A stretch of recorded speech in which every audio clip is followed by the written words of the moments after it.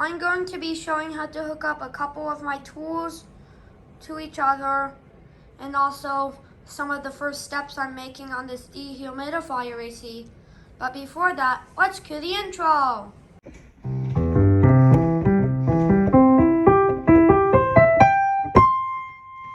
Here's my dehumidifier AC, also in the refrigeration terminologies video.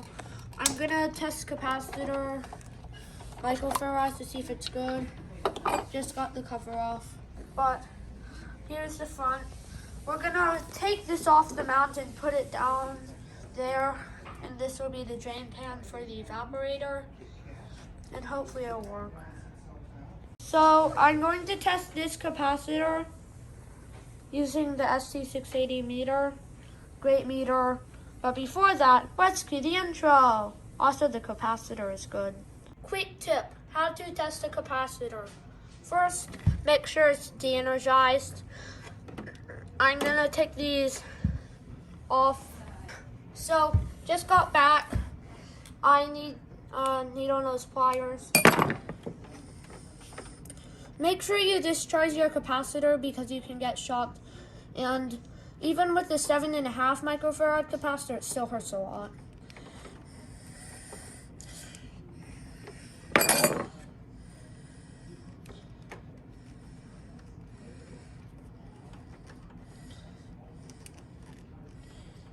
So, got one terminal out, so it's not the compressor windings aren't interfering. If you wanted to take this capacitor fully out, then you take all three off. Actually, that's what I'll do.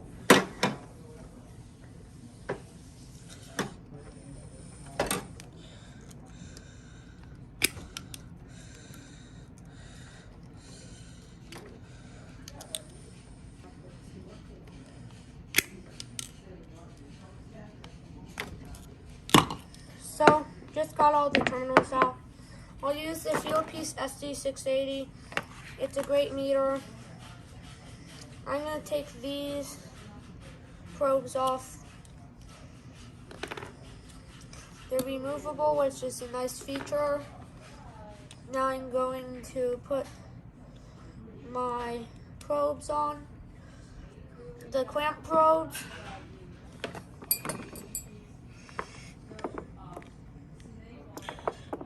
So, it's a 35 microfarad capacitor. I'm going to zoom in so you can see better. It just came off, but it's 35. You can see it right here.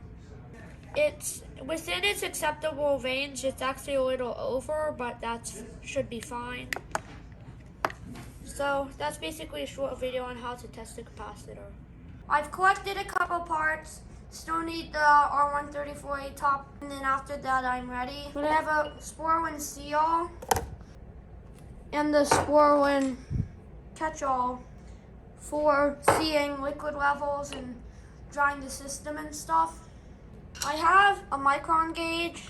It's not bad, it's good. It does everything I need it to, but it's not the best of the best. And then I got these at the local refrigeration store. And it's a low side gauge.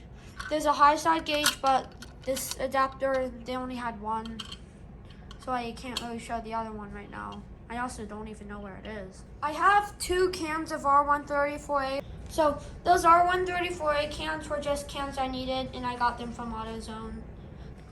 So I have a nitrogen regulator I got on Amazon.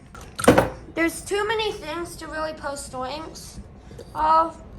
But also, yeah, here's my nitrogen, a 40 cubic foot. And then just a reminder, here's my dehumidifier. Have some vacuum pump oil. I got it with my vacuum pump. My vacuum pump's here. It's a 6 cubic feet per minute, single stage. I got it to pull to about 30 or 20 microns, maybe 18. I'm not sure how good that is, but it's fine. I didn't let it run for long enough to get a super good reading. But I have this NAVAC, not sure how to pronounce it, manifold. It's a 4-port manifold with a vacuum hose and all the other hoses. And I'll use that for pulling vacuums and stuff. And this king valve, it comes front seated. Front seated basically means the plunger inside is pushed all the way down to here. So this has full connection to here, but no connection to here except through the rest of the system.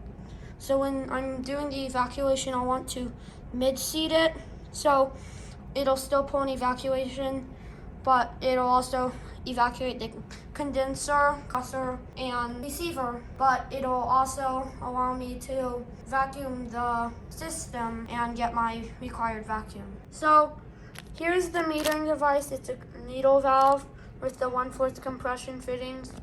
But also here is some access fittings for a suction. I'm not sure if I'll put it on the discharge, but I'll at least have suction and discharge for my dehumidifier AC. And I'll need this metering device / needle valve. So what I'll do is I'll put all the charge from those in, and then I'll start adjusting this to get the right superheat, which should be around 8 to 14, I guess. And then once I have 8 to 14 degrees of superheat, I'll say it's adjusted and this system's good to go. Now I'm going to show pulling a vacuum with my vacuum pump.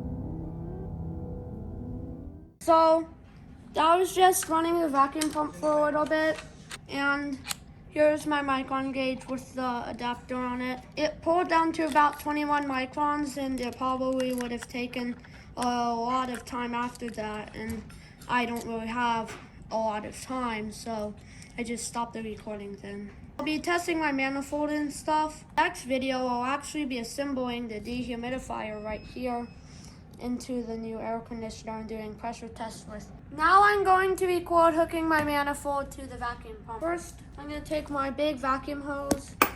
Oops. Now I'm going to attach my yellow refrigerant charging hose. You'd want to use 2 fingers, but I'm a little lazy to do that. I'm just going to show. So I can't really capture the angle good, but you do something like this. And it's so any refrigerant that does spray will spray out this way and this way, and not onto your hand. Now I'm going to hook the vacuum pump to the hoses and the micron gauge to the manifold. So now that I have the micron gauge attached, here, I'm going to attach my hoses. Now I can turn my micron gauge on. I'm not going to let this run for a long time. I'm just going to let it to get to about 400 or 500 microns. So turn my gauge on, turn my pump on.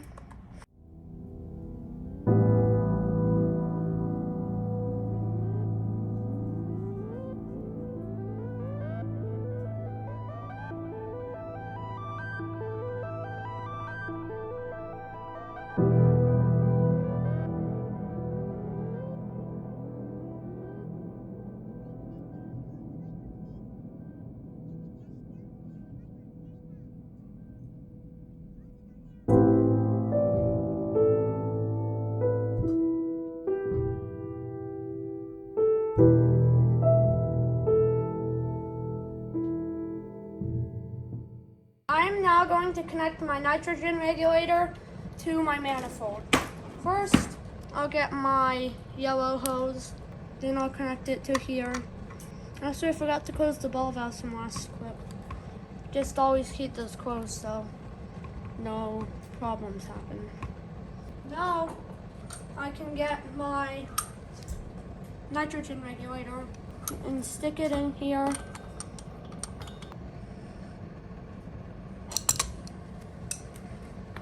Once everything's connected, you can open that, but always make sure your hose is connected.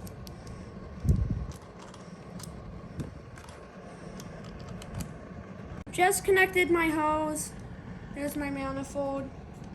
I am not opening any of these ball valves here because I don't have hoses. I just have this yellow refrigerant hose connected.